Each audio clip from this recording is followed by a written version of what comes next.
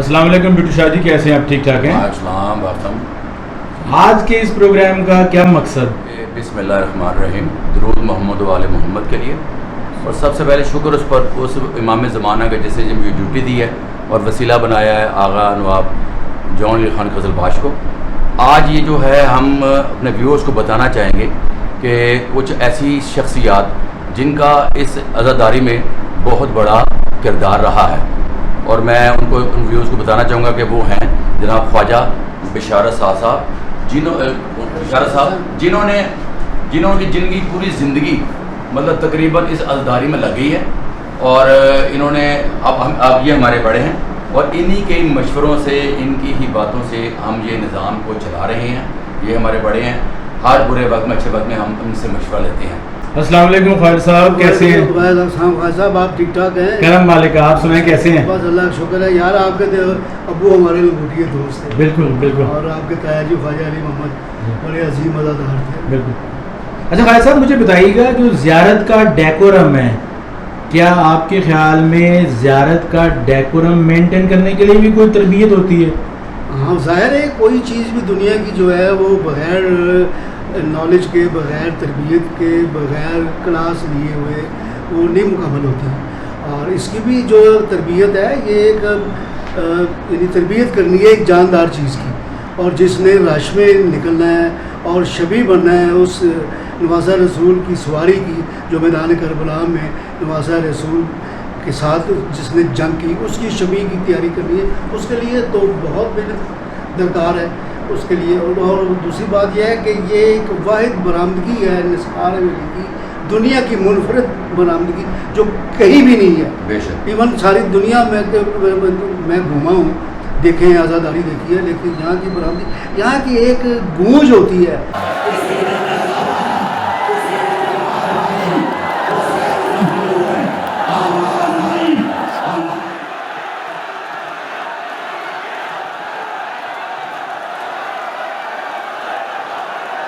جو برآمدگی وقت جو گونج ہے نا، وہ کسی نصیب والے کو محسوس ہوتی ہے۔ چند لوگ ہیں جنہوں نے وہ گونج سنی ہے۔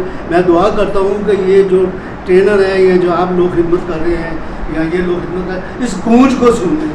جب یہ گونج سن لیں گے نا برآمدگی کی، تو ان کو سارا سال اس کا نشہ رہے گا۔ اچھا، دوسری بات یہ کہ جب ذوالجناح کی برآمدگی ہوتی ہے، آپ کے خیال میں وہ کون سے ایسے اقدامات کرنے چاہیے تاکہ وہ ادب اور تقدس بھی قائم و دائم رہے؟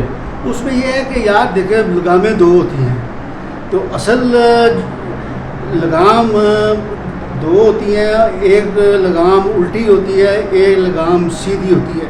جب سواری پہ سوار ہو تو وہ لگام پیچھے کی طرف جاتی ہے، اور جب سواری کو پیدل چلایا جائے جیسے شبیہ ذوالجناح ہے تو اس کی لگام الٹی ہو جاتی ہے۔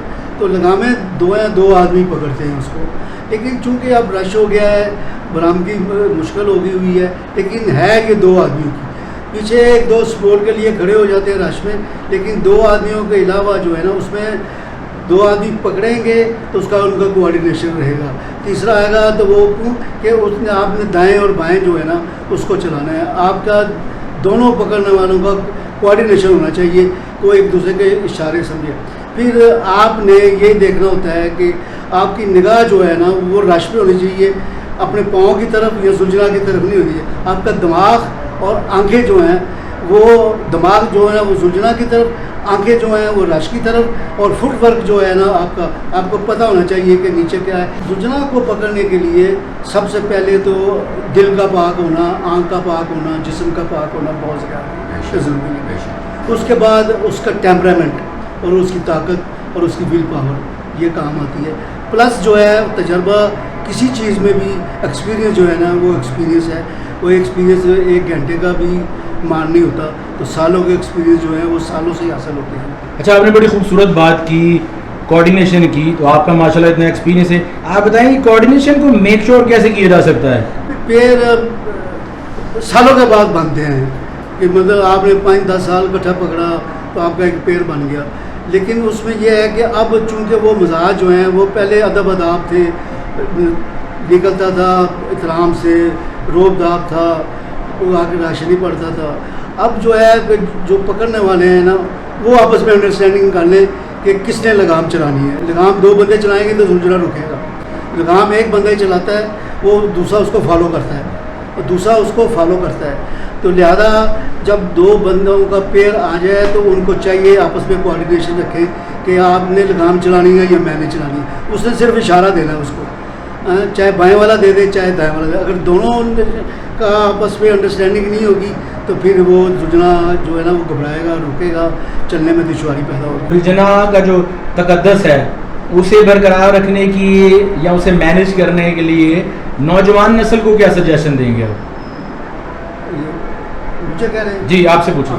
اس میں یہ ہے کہ نوجوان نسل کو یہ میری ریکویسٹ ہے کہ وہ باادب رہیں, بزرگوں کا کہنا مانیں, باادب رہیں, بدتمیزی نہ کریں اور احترام کریں. یہ شبیہ زلجھنا ہے اور یہ کوئی عام جلوس نہیں ہے, یہ بڑی تقدس والی رات ہے, بڑی عبادت والی رات ہے. بلکہ یہ وہ رات ہے کہ جب نماز اور اسلام دم توڑ رہا تھا تو نماز بھی قائم ہوئی اور اسلام بھی زندہ ہوا اس قربانی سے. یہ خون ہے جس کا ابھی حساب ہونا ہے اور جس کا بدلہ لیا جانا ہے. یہ واحد خون ہے کائنات میں جس کو سار اللہ کہتے ہیں کہ ہے. تو لیکن نوجوان نسل کو کیونکہ وہ بچے ہوتے ہیں, جوان ہوتے ہیں, ان کے جذبے جوان ہوتے ہیں, ان کو نہیں پتہ ہوتا کہ میں کیا کر رہا ہوں. لہٰذا میری یہ درخواست ہے ایک بزرگ ہونے کی حیثیت سے. میں نے 55 سال ڈیوٹی کی ہے ود دا پرمیشن آف نواب صاحب. بڑے قدر مظفر علی قزلباش صاحب کی پرمیشن کے ساتھ چلتا تھا, بی بی افسر کی پرمیشن کے ساتھ چلتا تھا, نواب رضا علی کی پرمیشن کے ساتھ چلتا تھا. جب آغا جان آئے تو ان کی پرمیشن. اب تو مجھے بوڑھا ہو گیا ہوں, میں آ ہی نہیں سکتا. لیکن ہے کہ یہ اس خاندان کی بڑی خدمات ہیں عزاداری میں, بہت زیادہ خدمات ہیں. بلکہ شبیہ زلجھنا کا جو انٹروڈکشن ہے نا 1836 یا 1834 میں اس فیملی نے اس ہندوستان میں شروع کیا ہے. یہ افغانی طرز پہ انہوں نے بنایا اور یہاں سے برآمد کیا ہے. نوجوان نسل کے لیے دوبارہ میرا یہ پیغام ہے کہ خدا را اس رات کے تقدس کو مت خراب کریں, آپس میں پیار محبت رہے. اگر کسی بزرگ یا بڑے نے پکڑی ہوئی ہے, آپ کو شوق ہے پکڑنے کا. ہمارے زمانے میں لوگ مانگتے تھے لیکن چپٹا چھاٹی چانٹا چانٹی نہیں ہوتی تھی. اگر کوئی دے مانگتا ہے تو اس کو ایک دن آدھا منٹ کے لیے دے بھی دے, بڑا تو کوئی بات بگڑتی نہیں ہے. لیکن چھوٹے کو چاہیے کہ وہ بڑے کا احترام کرے اور بدتمیزی نہ کرے. تو زلجھنا پر جگہ پہ نکلتے ہیں. آج علی میں آپ کو ایک بات بتاتا ہوں کہ یہ جلوس دو حصوں میں تقسیم ہے, ایک شب شور ایک صبح شور. کیا پیارا روٹ بنایا ہے ان کے بزرگوں نے, آغا جان کے بزرگوں نے کیا پیارا روٹ بنایا ہے کہ رات کو امام باڑوں میں جاتا ہے زلجھنا, ہر امام باڑے میں جاتا ہے. وہ اس کی تشبیہ اس طرح دی جا سکتی ہے کہ جیسے ہم نے نواسہ رسول کی زلجھنا کی شبیہ بنائی ہے, ہو جاتی ہے. ہم تو اس کی شبیہ تو نہیں بنا سکتے. یہ اسی طرح کی مثال ہے کہ جیسے نواسہ رسول ہر خیمے میں رات کو ہر صحابی کے پاس, ہر دوست کے پاس آپ تشریف لے کے گئے, ان سے باتیں کی. یہ اسی طرح کا ہے کہ ہر خیمے میں جا کے وہ مصروحات کو زیارت ہوتی ہے.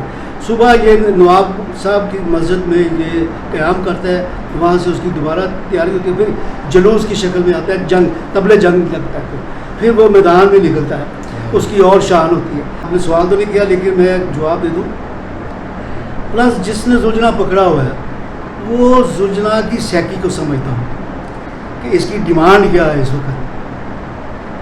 اگر اس کو اس کی سیکی کا پتہ ہو, اس کی ڈیمانڈ کا پتہ ہو, اس کے بیہیویئر کا پتہ ہو, ہاں بالکل, تو وہ بالکل شاہ نے بالکل سیکھا ہے.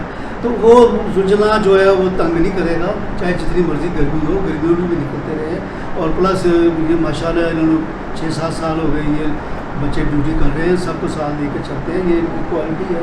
اللہ تعالیٰ ان کو بھی ہمت دے اور ان کو بھی حوصلہ دے اور برداشت دے.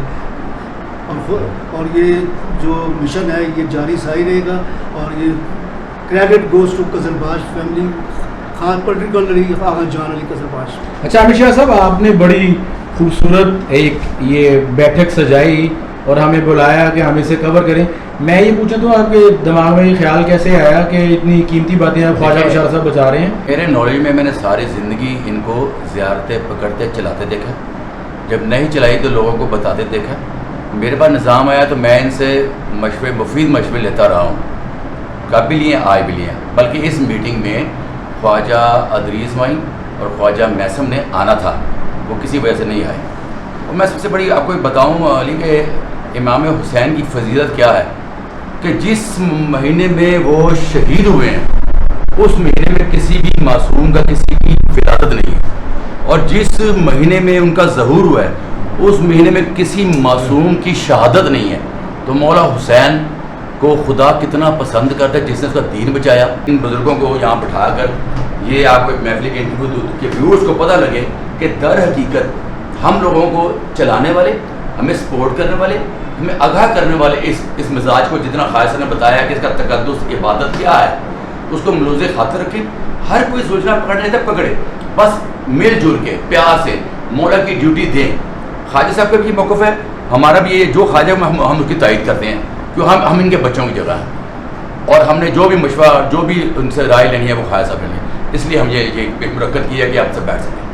کوئی میسیج دینا چاہیں شبیہ رسول کے حوالے سے؟ میسج علی بھائی بیٹا، میسج بس ایک ہی ہے کہ اس رات کا تقدس جو ہے نا وہ پامال نہیں ہونا چاہیے، اور خاص طور پہ پرٹیکولرلی نوی جنریشن جو نئی جنریشن ہے اس کو میں پھر 10 سال یہ درخواست کرتا ہوں کہ اس کو بڑے حوصلے کے ساتھ آپ لوگوں نے کرنا ہے۔ آپ لوگوں نے ساری زندگی، ہم تو اب بوڑھے ہیں، بس کیا کہنا چاہیے، وہ کہتے ہیں چراغ سحری، مولا سلامت رکھے۔ بس مولا سلامت رکھے۔ لگام کا معاملہ جو ہے وہ بڑا شرعی ہے، یہ بہت کم لوگوں کو پتہ ہے کہ صاحب خانہ کی اجازت کے بغیر آپ لگام نہیں پکڑ سکتے، صاحب خانہ کی اجازت کے بغیر لگام نہیں پکڑ سکتے، یہ شرعی گناہ ہے۔ جیسے کہ آپ کسی کے گھر جائیں تو آپ کو نماز کا وقت ہو جائے تو آپ میں پوچھیں گے اس کے میں نماز پڑھ سکتا ہوں، اجازت لیں، لیکن یہ نہیں پوچھیں گے آپ، جب وہ آپ کو کہے گا کہ یہاں پہ نماز پڑھ لے تو پھر آپ اس کو یہ نہیں پوچھ سکتے یہ جگہ پاک ہے یہ نہ پاک ہے، یہ شرع ہے۔ تو لہذا میری یہ درخواست ہے نئی جنریشن سے کہ خدا کا واسطہ ہے، اگر جان کے پاس اتھارٹی ہے، اللہ نے ان کو عزت دی ہوئی ہے، اور ود دا پرمیشن جو ہے وہ شرعی معاملہ بھی یہی ہے کہ شریعت بھی یہی کہتی ہے کہ جس کے پاس اتھارٹی ہے نا اس کی اجازت کے بغیر جو ہے نا وہ پکڑنا گناہ ہے۔